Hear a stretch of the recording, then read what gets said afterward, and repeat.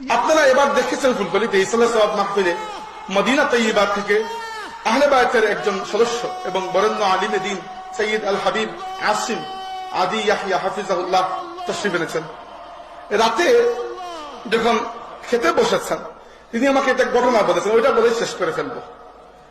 বলেছেন যে মারজান দেখো, আমি যখন এখানে আসার জন্য পাসপোর্ট জমা দিয়েছি, তিনি বলেছেন যে স্বপ্নে আমার সাথে রাসূল আকরাম সাল্লাল্লাহু আলাইহি ওয়াসাল্লামের জিয়ারত লাভ হয়েছে।